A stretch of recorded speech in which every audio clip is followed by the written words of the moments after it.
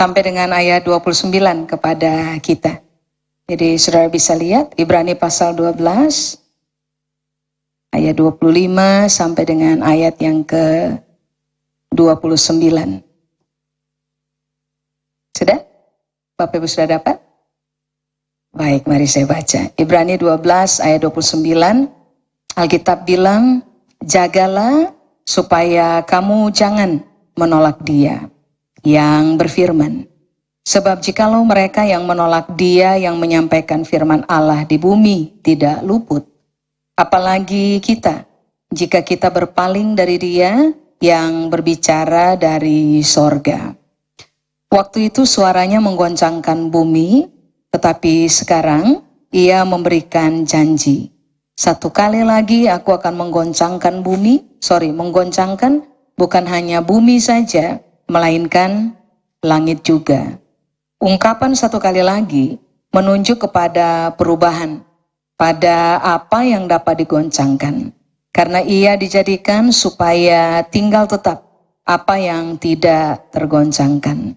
Jadi, karena kita menerima kerajaan yang tidak tergoncangkan, marilah kita mengucap syukur dan beribadah kepada Allah menurut cara yang berkenan kepadanya dengan hormat dan takut. 29. Sebab Allah kita adalah, nah itu menarik tuh, api yang menghanguskan. Coba saudara kembali ke ayat 25. Kalau saudara perhatikan kalimat yang pertama, di situ dengan jelas Alkitab bilang, jagalah supaya kamu jangan menolak Dia. Garis bawahi ini, sudah bukan Tuhan yang jaga, kita yang menjaga. Amin.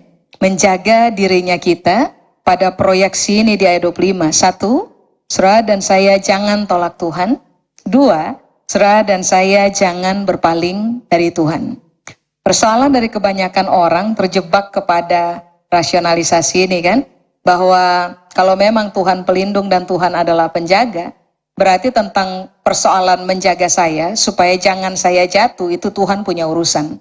Padahal dari ayat 25 di Ibrani pasal 12, dengan tegas penulis bilang bahwa tentang persoalan tidak menolak Tuhan dan tidak berpaling dari Tuhan, kita yang harus jaga dirinya kita. Amin. Nah begini, kenapa kita perlu menjaga supaya saudara dan saya jangan menolak Tuhan atau bahkan jangan berpaling dari Tuhan? Sebab Alkitab bilang, alasannya sederhana, saudara lihat ya. Sebab jikalau mereka yang menolak Dia yang menyampaikan firman di bumi tidak luput, nah apalagi kita. Saya mendorong saudara untuk pulang nanti baca Ibrani pasal 12 ayat 1 sampai ayat 24. Saudara akan menemukan bahwa yang dimaksud dengan kata mereka di situ adalah orang-orang Yahudi, orang-orang Israel yang Tuhan merdekakan tuh dari tanah perbudakan Mesir menuju kepada tanah perjanjian. Nah di tengah realita perjalanan mereka dan proses mereka di padang gurun, ini yang terjadi. Mereka menolak Tuhan, mereka berpaling dari Tuhan, sehingga pada akhirnya mereka harus berhadapan dengan realita Tuhan di ayat 29. Allah sebagai api yang menghanguskan. Nah Alkitab bilang begini, mereka aja tuh, yang Alkitab bilang ini, menulis, bangsa pilihan Tuhan. Waktu mereka menolak Tuhan dan berpaling dari Tuhan, mereka tidak luput dari realita Allah yang menghanguskan. Lalu penulis bilang ini, apalagi kita. Berarti ayat 25 adalah sebuah tanggung jawab besar yang saudara dan saya perlu menggarisbawahinya berkaitan dengan hidupnya kita. Yang pertama, putuskan jangan menolak Tuhan. Yang kedua, putuskan untuk bagaimana tadi? Jangan berpaling dari Tuhan. Nah mari kita lihat dulu apa yang Alkitab maksudkan dengan kata menolak.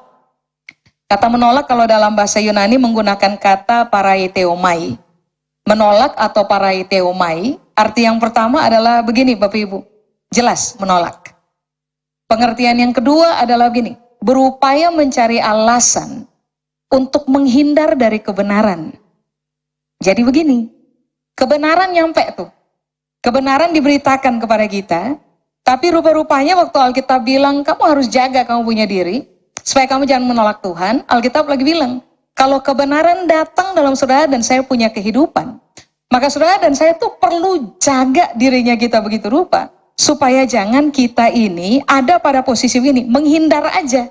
Cari alasan untuk menghindar dari kebenaran yang datang dalam kehidupan kita. Begini Bapak Ibu, banyak orang melakukan tindakan rasionalisasi hari-hari terakhir ini. Salah satu contohnya, ada dosa putih, ada dosa hitam. Ada dosa besar, ada dosa kecil.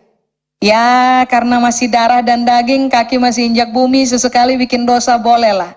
Nah, ini yang Alkitab bilang, jangan cari alasan untuk menghindar dari Tuhan punya firman, Tuhan punya kebenaran, Tuhan punya didikan, Tuhan punya nasihat, semua hal yang berkaitan dengan firman Tuhan dan kebenarannya yang datang dalam saudara yang saya punya kehidupan, Alkitab bilang ini, jangan cari alasan untuk menghindar dari situ. Pada waktu saudara dan saya melakukan tindakan ini, Alkitab bilang, saudara saya sedang menolak Tuhan. Dan kalau ini terus-menerus kita kerjakan, ingat baik-baik.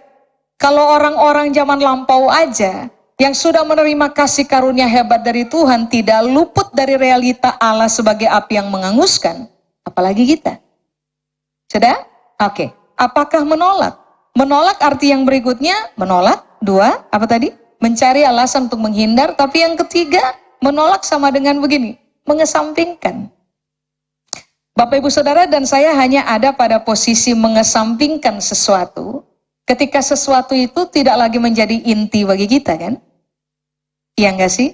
Kalau sesuatu adalah inti bagi kita akan menjadikannya sebagai sebuah prioritas utama. Tapi kalau sesuatu sudah lagi bukan menjadi sesuatu yang inti bagi kita geser, kan? Buat kita udah nggak penting, kita kesampingkan. Nah, rupa-rupanya itu yang Alkitab maksudkan. Bahwa Tuhan, firman-Nya dan kebenarannya harus tetap saudara pastikan menjadi inti dan prioritas dalam kehidupan kita secara pribadi. Kalau itu sudah bukan lagi inti bagi saudara dan saya, kita akan melakukan tindakan mengesampingkan. Tindakan mengesampingkan firman Allah yang datang dalam saudara dan saya punya kehidupan, Alkitab mencatatnya sebagai sebuah bentuk penolakan kita terhadap Tuhan dan firman-Nya. Nah, itu bahaya. Amin.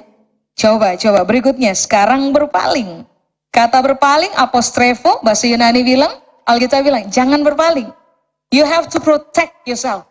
Jaga diri begitu rupa, jangan berpaling. Ini berkaitan dengan kita punya keputusan. Garis bawahi. Sudah bukan tentang Tuhan punya keputusan, sudah bukan tentang orang lain punya keputusan, ini sudah berkaitan erat dengan kita punya keputusan. Jangan berpaling. Artinya jangan berpaling. Berpaling tuh artinya adalah begini. Berpaling akibat memang kita memilih nggak setia aja. Nah, tadi pagi di kebaktian yang pertama saya berbagi kepada teman-teman tadi pagi tentang menjadi setia di hadapan Tuhan. Nah, rupa-rupanya waktu Alkitab bilang jangan sampai berpaling dari Tuhan, berarti Alkitab bilang gini, jangan sampai kamu ditemukan tidak setia sama Tuhan. Nah, itu pun keputusannya kita. Kita pun harus berpikir ulang. Sampai dengan hari ini, kita teruji setia kepada Tuhan enggak? Tadi pagi saya bilang, kalau saudara bisa lihat di ulangan 32 nanti pulang, saudara bisa menemukan bahwa untuk orang-orang yang tidak setia, Tuhan berpaling muka dari kita. Nah, itu masalah. Secara Alkitab bilang ini, kita yang harus memutuskan hari ini untuk jangan berpaling dari Tuhan atau jangan berpaling dari kesetiaan kepada Tuhan. Nah, kata berpaling pengertian berikutnya adalah ini, membelot. Berarti kan Alkitab bilang ini, semula ikut Tuhan. Berikutnya yang terjadi adalah membelot aja, membelot, putar balik aja. Lama, kehidupan lama kita ikut kejahatan, kedagingan, otorisasi setan atas kehidupan kita. Rupa-rupanya Alkitab bilang, semua orang punya potensi membelot. Kembali kepada kedagingan, dikuasai, didominasi oleh kedagingan, didominasi oleh semua hal yang berkaitan dengan keduniaan. Nah, Alkitab bilang begini, you have to protect yourself. Supaya pada akhirnya, saudara saya tidak ditemukan membelot dalam hidup. Cukup jelas ini Bapak Ibu? Kenapa dua hal inti ini, saudara dan saya harus mahir di area itu? Sebab coba lihat ayat 26. Sudah? Alkitab bilang, waktu itu suaranya menggoncang bumi. Sudah? Tetapi sekarang, present time, waktu penulis menulis tulisan ini, itu present time-nya dia. Nah, hari ini kita baca ini tulisan. Ini berkaitan dengan present time-nya kita. Kata sekarang, sudah? Waktu itu suaranya menggoncangkan bumi. Saudara harus garis bawahi. Tuhan punya tangan gak goncang bumi. Tuhan punya kaki tidak tendang-tendang bumi supaya bumi goncang.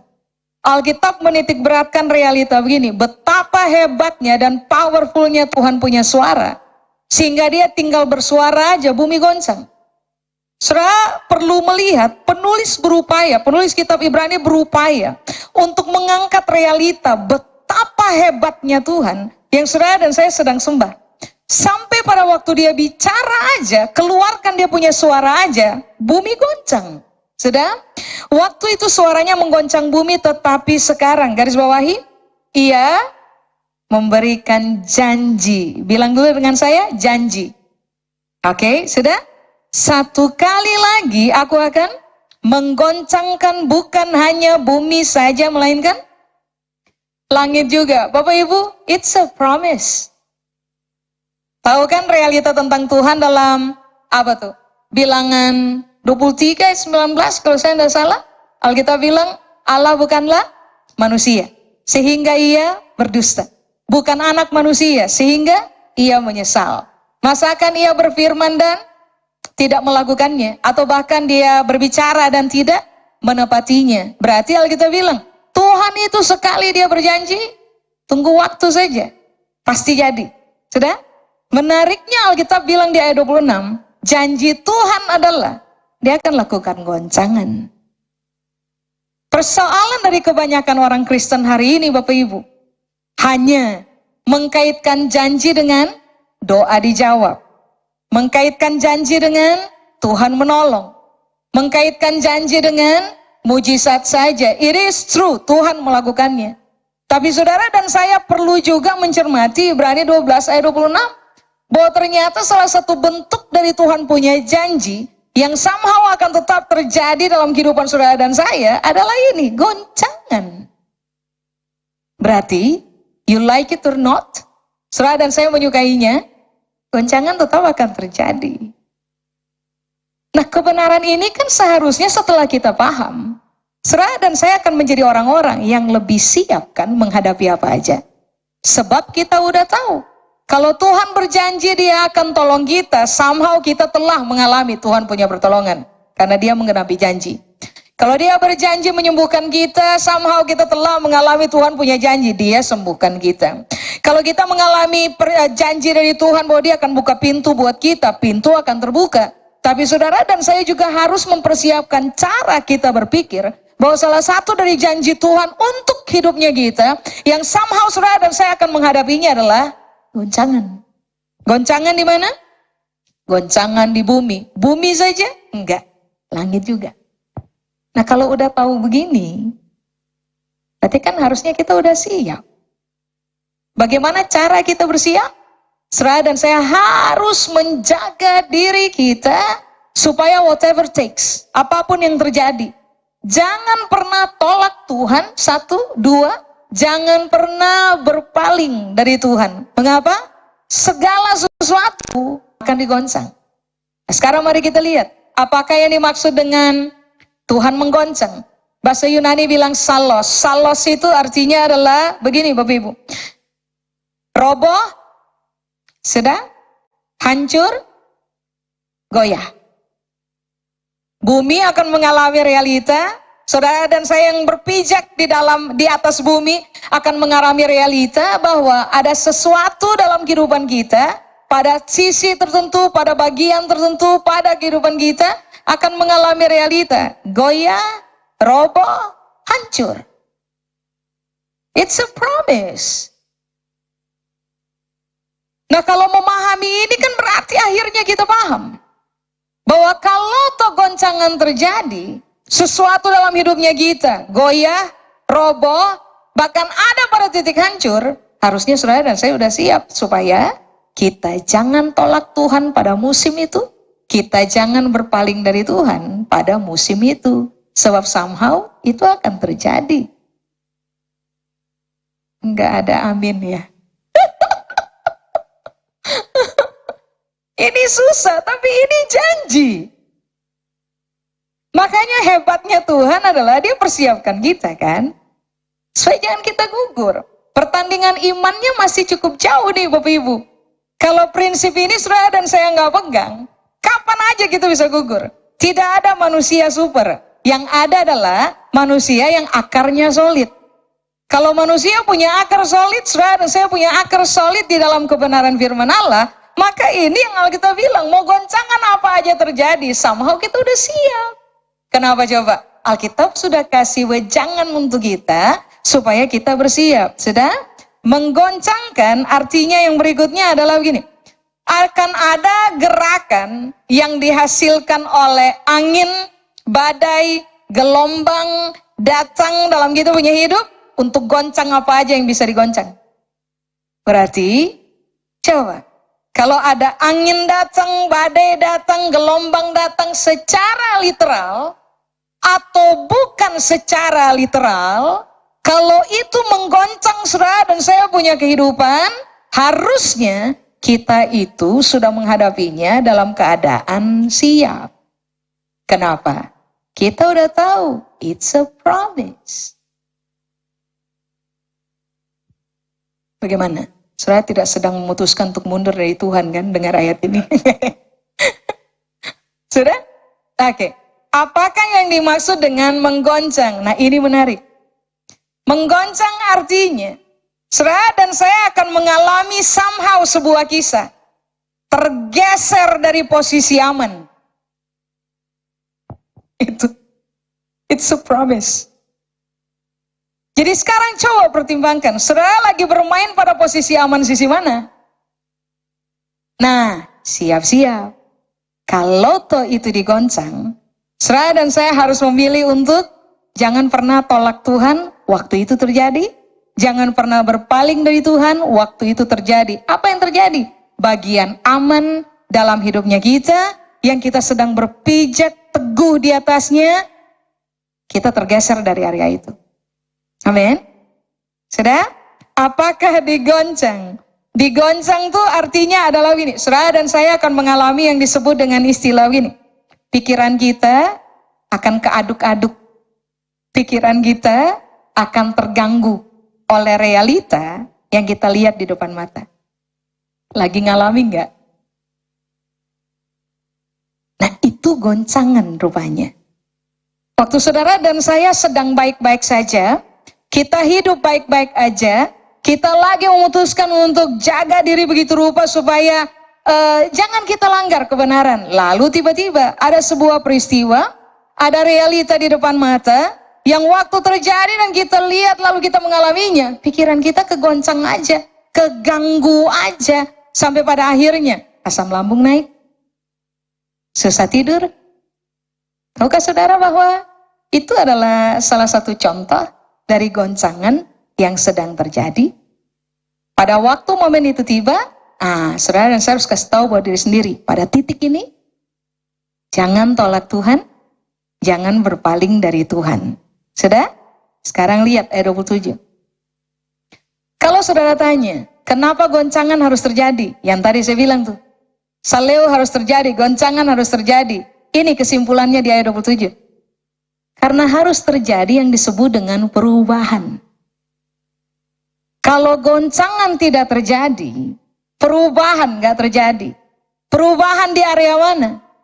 Goncangan harus terjadi, supaya apapun yang bisa digoncang dalam hidupnya kita, bergeser. Sampai pada akhirnya, saudara dan saya menemukan bahwa yang tinggal di dalam kita, cuman tersisa yang nggak bisa digoncang. Cukup jelas? Nah itu perubahannya. Sebab begini, kalau saudara dan saya masih menjadi orang-orang yang bisa digoncang, maka kualitas kita nggak terlalu teruji. Ya, kalau sampai udah ditemukan nggak tergoncang lagi, maka kita sudah ada pada posisi teruji pada realita apa? Realita akar. Perubahan ini Tuhan harus kerjakan. Sebab kehidupan tambah lama Bapak Ibu akan menjadi semakin sukar. Tantangan yang saudara dan saya akan hadapi di depan matanya kita sesuai dengan bergulirnya waktu sampai ke depan akan menjadi semakin sukar. Orang-orang yang akarnya tidak solid akan gugur dalam pertandingan iman. Makanya Tuhan memutuskan untuk begini. Perubahan demi perubahan harus dikerjakan oleh saudara dan saya punya kehidupan. Perubahan model apa? Perubahan dari realita kita yang terbiasa tergoncang harus mengalami perubahan sampai pada akhirnya. Kalau toh goncangan terjadi, kita harus ditemukan sebagai pribadi yang nggak bisa digoncang lagi. Halo? Ini kan penting. Makanya goncangan ada itu baik. Kenapa? Supaya kita bisa tahu sedalam apa kita ngakar. Sejauh mana fondasi dalam hidupnya kita terbangun. Supaya pada akhirnya perubahan dalam hidupnya kita itu termanifestasi dengan sangat nyata. Tapi kalau ternyata sedikit goncangan aja membuat saudara dan saya bergoncang dengan hebat, lalu gugur di dalam pertandingan iman karena akibat goncangan kita tolak Tuhan, akibat goncangan kita berpaling dari Tuhan, maka jelas saudara dan saya nggak pilih tanding. Kita nggak teruji dalam kualitas. Saudara tahu Jepang kan banyak goncangan, right? Banyak gempa bumi terjadi di Jepang kan? Makanya gedung-gedung tinggi di Jepang ketika itu didirikan tidak langsung diisi manusia. Akan selalu dicoba dengan cara mainkan goncangan. Ya, untuk cari tahu saja, akar kuat ke tidak, fondasi bagus ke tidak. Kalau fondasi bagus, baru orang bisa pakai itu gedung, setinggi apapun itu. Goncangan harus dibuat, supaya pada akhirnya kedetek ada masalah apa pada ini bangunan. Kalau akarnya nggak cukup solid, oke, bikin solid. Kalau tatanannya kurang bagus, maka tatanan itu akan diperbaiki supaya perubahan terjadi. Bangunan itu teruji. Supaya pada akhirnya kalau toh gempa datang lagi, siapapun yang ada di itu bangunan, aman kan? Makanya kenapa Alkitab bilang, sudah. Nggak usah terlalu shock dengan realita goncangan dalam hidup. Ini yang harus kita kasih tahu kepada cara kita berpikir.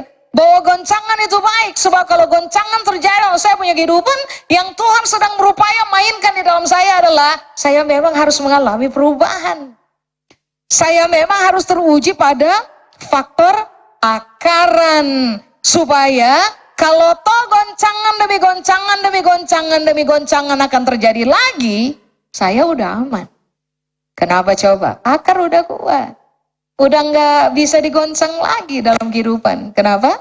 Karena pemahaman dalam cara berpikir kita telah bersejalan dengan apa yang firman Tuhan aja. Amin? Coba, lihat ayat berikutnya, ayat 28. Nah ini menarik.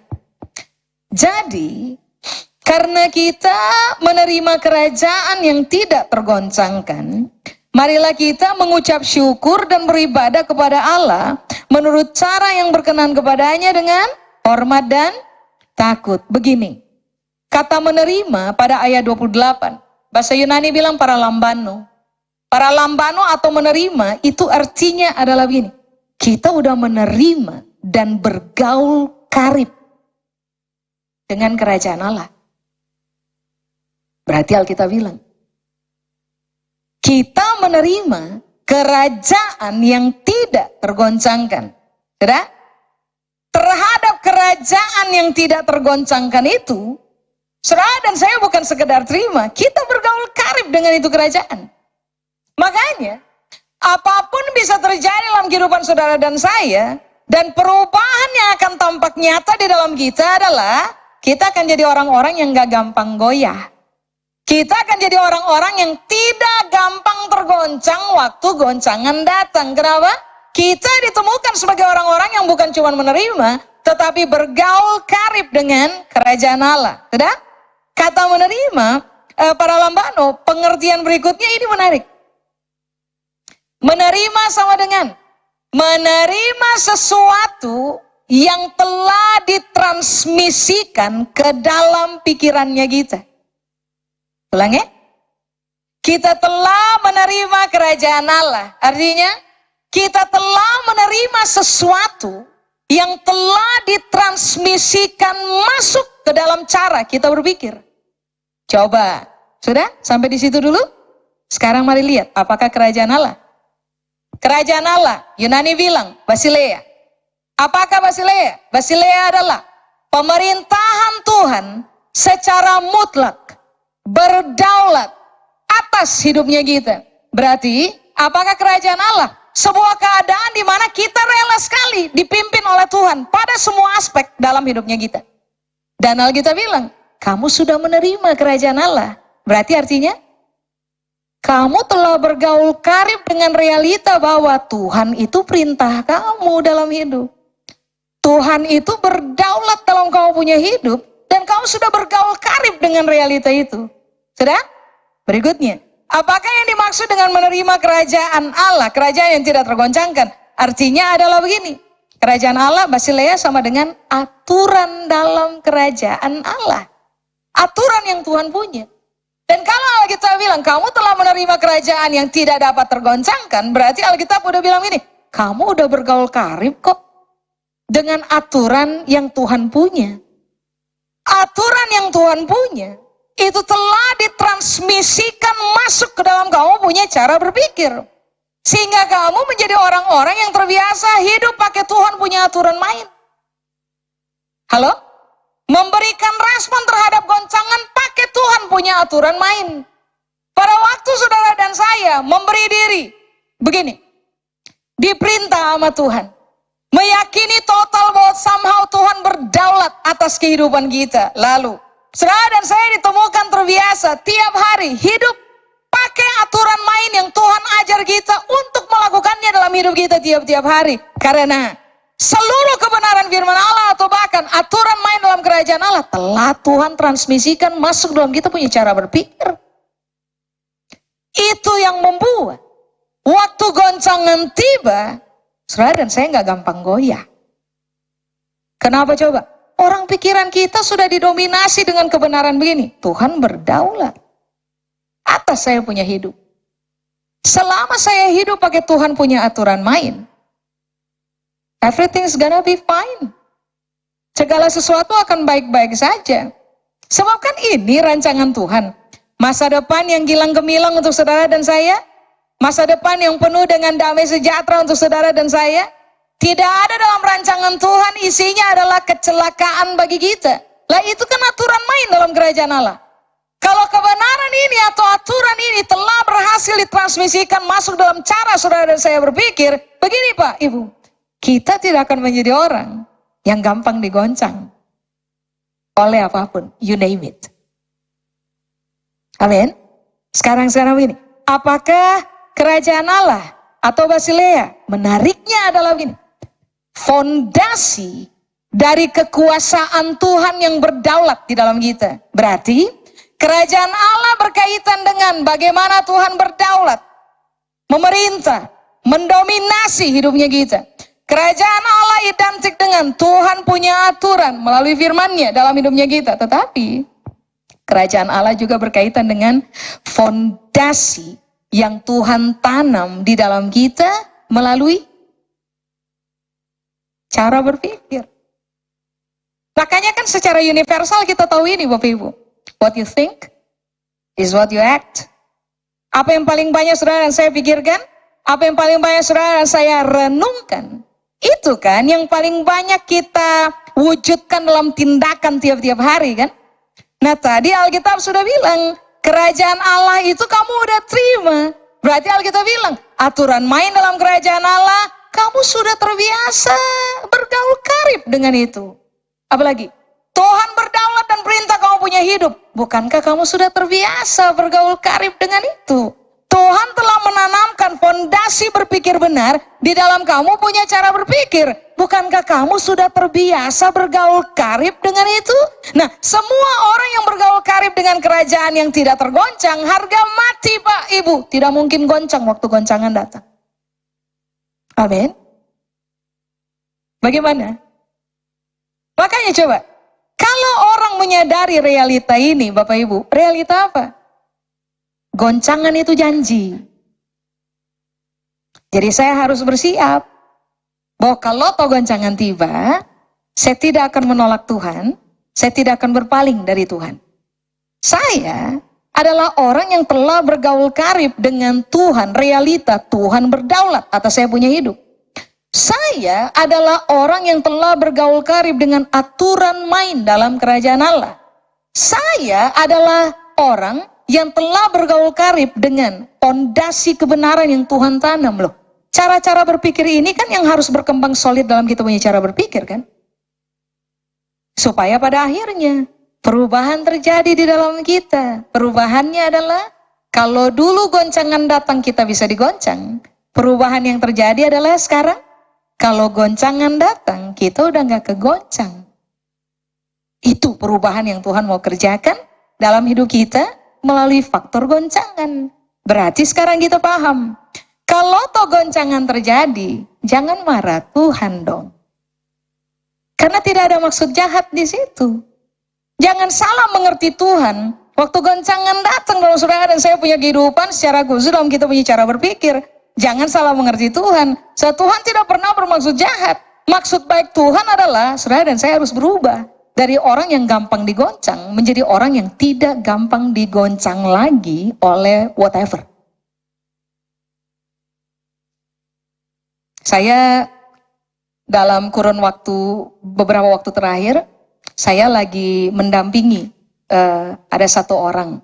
Dia dokter, masih sangat muda, pintar sekali, usia 29 tahun. Dia berapa waktu yang lalu dia telepon saya, lalu dia cerita realita yang dia lagi hadapi. Yang menurut saya, ini salah satu dari bentuk goncangan dalam dia punya hidup. Ini yang dia sedang hadapi, Bapak Ibu. Dia menderita penyakit ginjal, tapi udah masuk dalam kategori langka. Ada namanya, saya lupa. Nama penyakitnya ada. Langka, penyakit ginjal langka. Perbandingannya 1:1 juta orang. Gitu.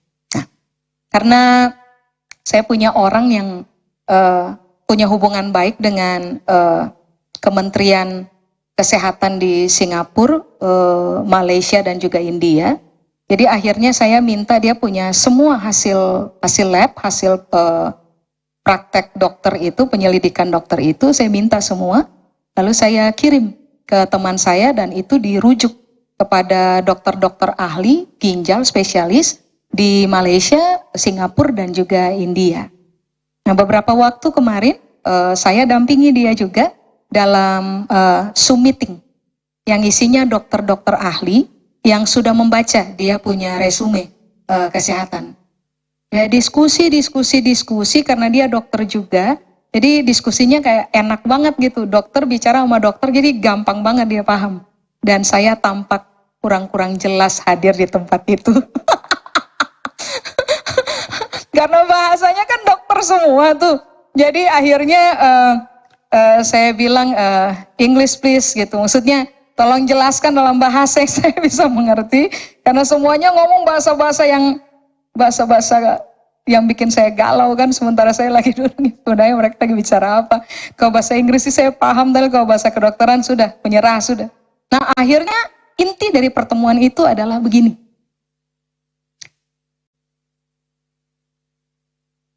Dokter ahli dari India bilang begini, kesimpulannya adalah penyakit kamu nggak ada obatnya.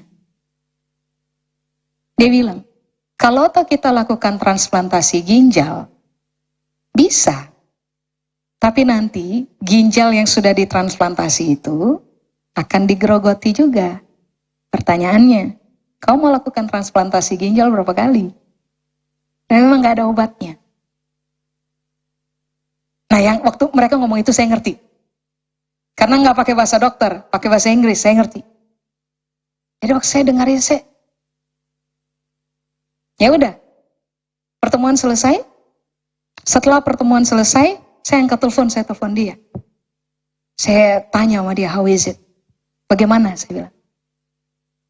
Nah yang hebat dia bilang begini.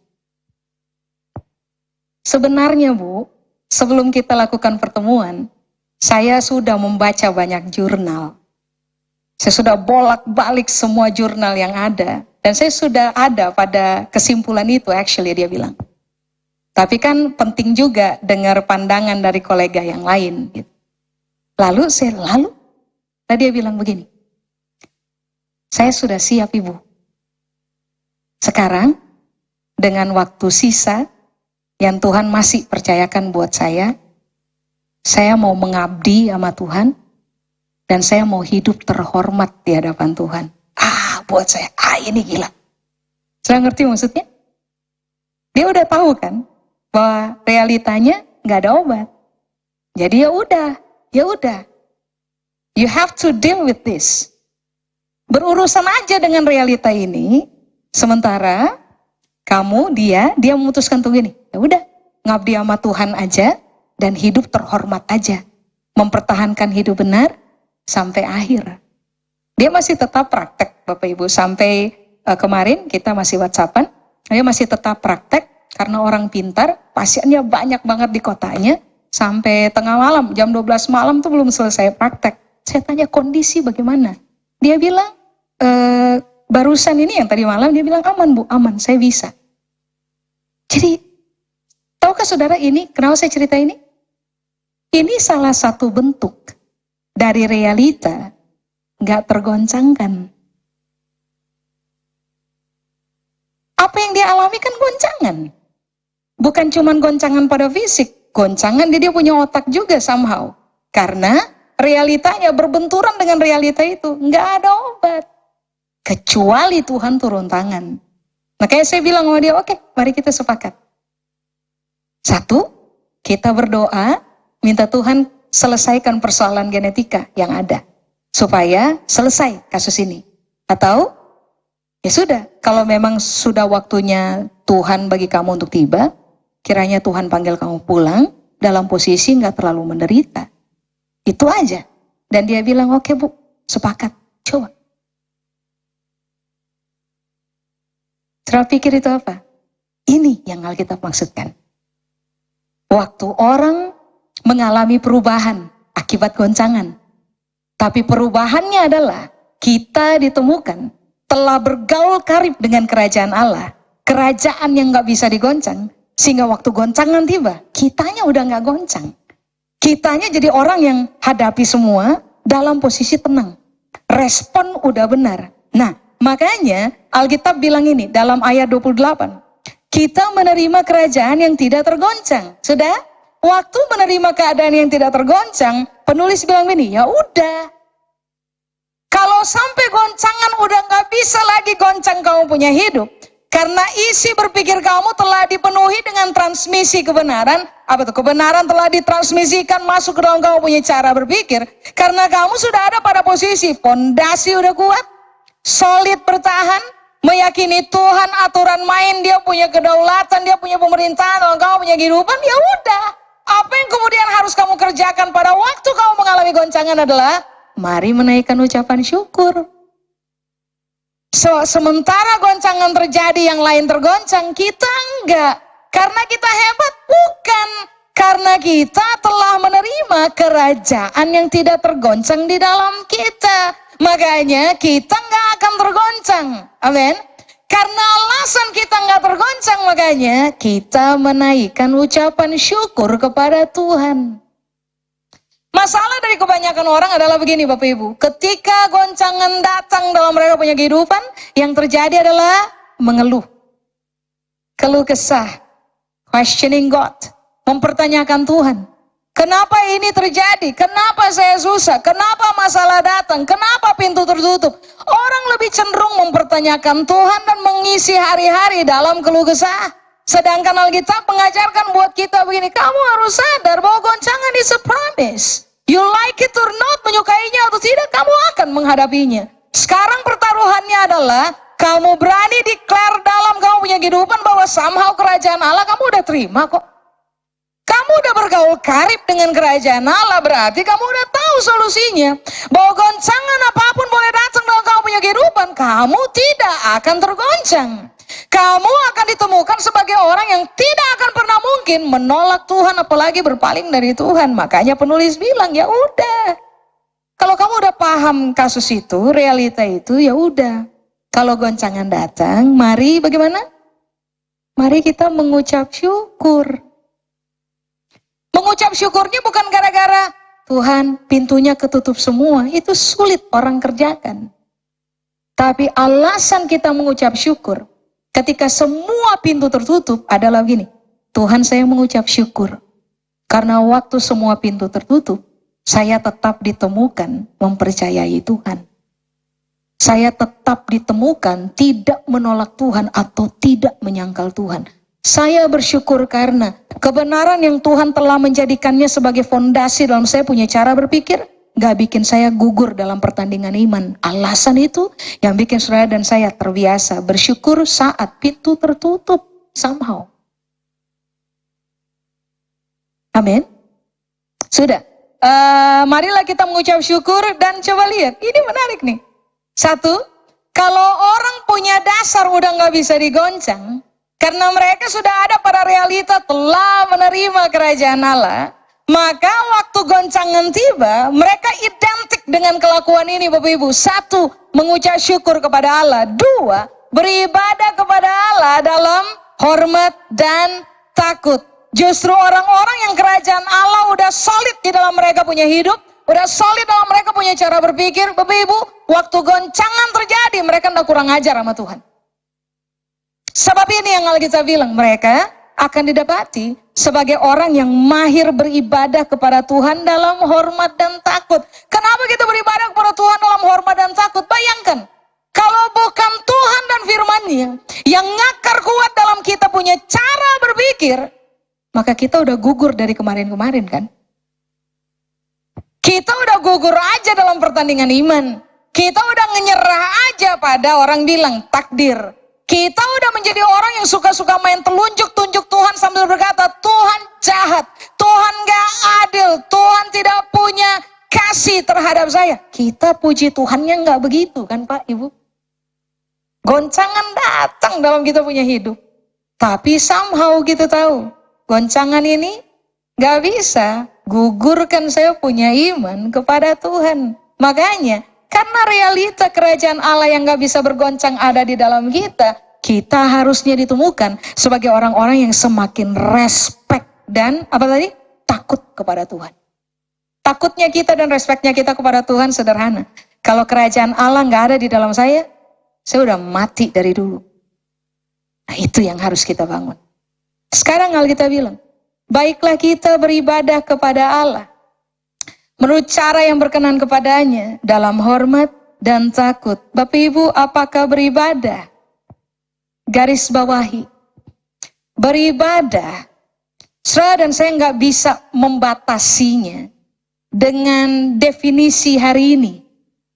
Bahwa beribadah sama dengan datang ke gereja di hari Minggu, mendedikasikan 2 jam aja, nyanyi-nyanyi, nangis-nangis sedikit, lompat-lompat sedikit, tertawa sedikit, dengar firman, kasih persembahan, pulang, lalu kita bilang, kita udah beribadah kepada Tuhan. Gak bisa dibatasi di area itu aja. Sebab begini, beribadah itu jauh lebih dalam pengertiannya. Ada keseimbangan dalam makna ibadah, di samping cuman begini, kita datang bersama-sama hari ini. Bukan cuman ini aja tuh, yang disebut dengan beribadah. Kata beribadah yang tertulis pada ayat-ayat yang kita baca, Yunani bilang latreo. Latreo itu artinya adalah begini, melayani Tuhan dalam kemerdekaan. Yang kedua, menyembah Tuhan dalam ketaatan. Jadi tahukah saudara bahwa beribadah bukan sekedar pertemuan hari ini? Beribadah itu Alkitab bilang adalah sebuah realita atau sebuah momen di mana saudara dan saya ditemukan oleh Tuhan melayani Dia dalam seluruh kemerdekaan. Artinya begini, goncangan ada, saya akan tetap melayani Tuhan. Goncangan tidak ada, saya pun akan tetap melayani Tuhan. Goncangan ada, saya akan tetap melayani Tuhan dan mengasihi Dia. Goncangan tidak ada, saya akan tetap melayani Tuhan dan mengasihi Tuhan. Makanya coba saudara lihat, Paulus tuh nulis loh. Apa yang bisa memisahkan kita dari kasih Kristus? Penindasan kah? Kelaparan kah? Ketelanjangan kah? Penindasan kah? Apa yang bisa memisahkan kita dari realita kasih Kristus dan mengasihi Kristus? Apa coba? Makanya coba saudara lihat. Saudara baca aja, Paulus kurang teraniaya apa dalam hidup? Paulus kurang ngalami goncangan apa? Yesus kurang ngalami goncangan apa? Yusuf kurang ngalami goncangan apa? You name it, orang-orang yang takut kepada Allah. Mereka kurang ngalami goncangan apa dalam kehidupan? Tapi lihat, karena mereka telah menerima kerajaan yang gak bisa digoncang. Pengabdian mereka kepada Allah dilakukan dalam posisi merdeka. Mereka melayani Allah sudah nggak lagi dipengaruhi oleh realitas, semuanya baik-baik saja, makanya saya melayani. Waktu semua tidak baik-baik aja, mereka tetap ditemukan melayani. Berikutnya, menyembah Tuhan dalam ketaatan. Ibadah sama dengan menyembah Tuhan dalam ketaatan. Tahukah saudara bahwa level tertinggi dari penyembahan adalah ketaatan? Semua orang bisa nyanyi, Bapak Ibu.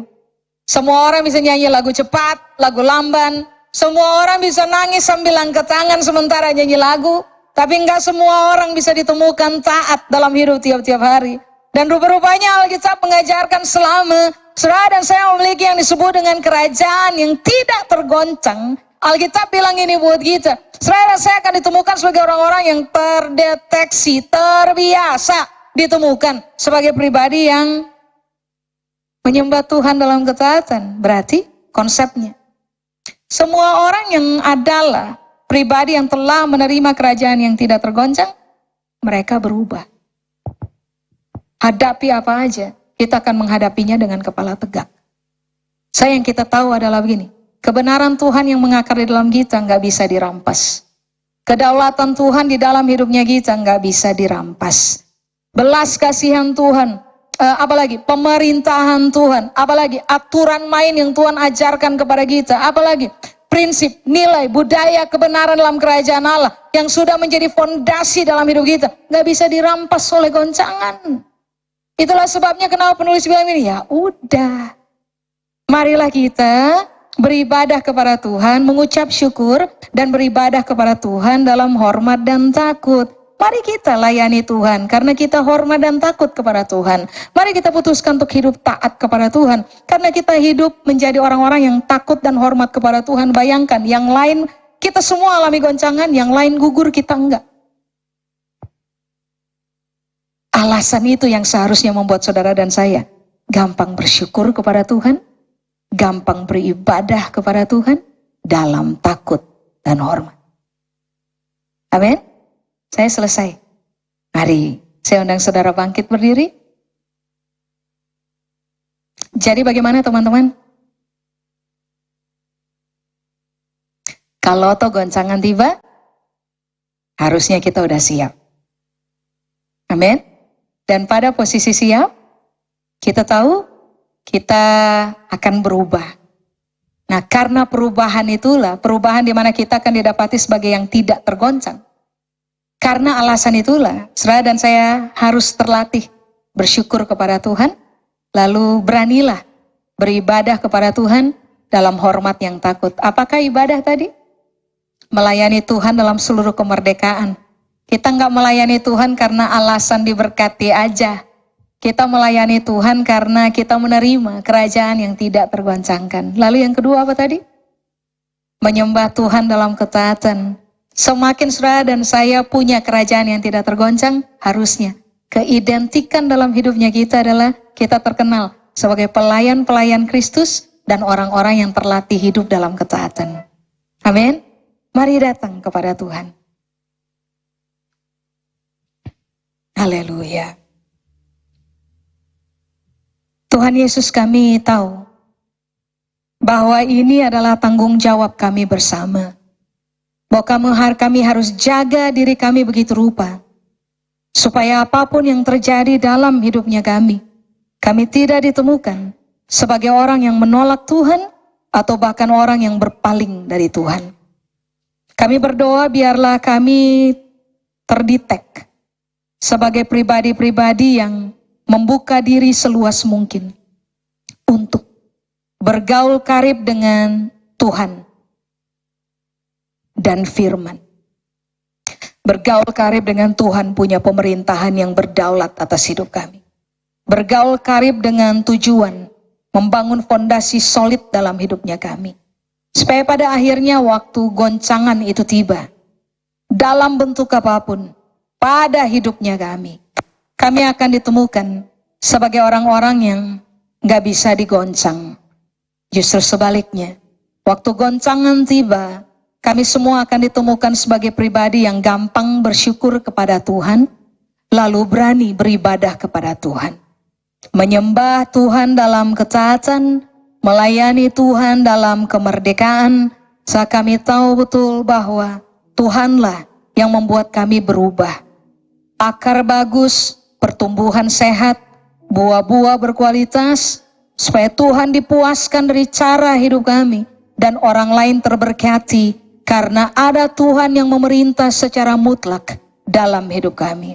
Saya berdoa kiranya kami semua tanpa kecuali teruji oleh Tuhan sebagai pribadi-pribadi yang tahan banting, kokoh, kuat, berdiri, pilih tanding. Mau ditandingkan dengan apa aja, kami tetap akan berakhir dalam pertandingan sebagai orang yang menang. Berdiri dengan kepala tegak, gak bisa digoncang, karena ada kerajaan hebat dari Allah yang telah terpatri solid di dalam kami. Meteraikan seluruh kebenaran ini dalam cara kami berpikir, transmisikan berkali-kali kebenaran Allah dalam cara kami berpikir, supaya pada akhirnya kami semua kedetek, oh Tuhan, bukan hanya sebagai pendengar firman aja, tetapi sebagai pelaku-pelaku kebenaran dalam hidup kami tiap-tiap hari. Waktu kami taat kepada Tuhan, berkat-Mu menyertai kami, sampai kepada keturunan kami, keturunan ke-7, bahkan keturunan ke-8. Kepada Tuhan seluruh kemuliaan, di dalam nama Yesus kami berdoa. Yang percaya sama-sama kita berkata, amin. Tuhan memberkati Bapak Ibu, silakan duduk.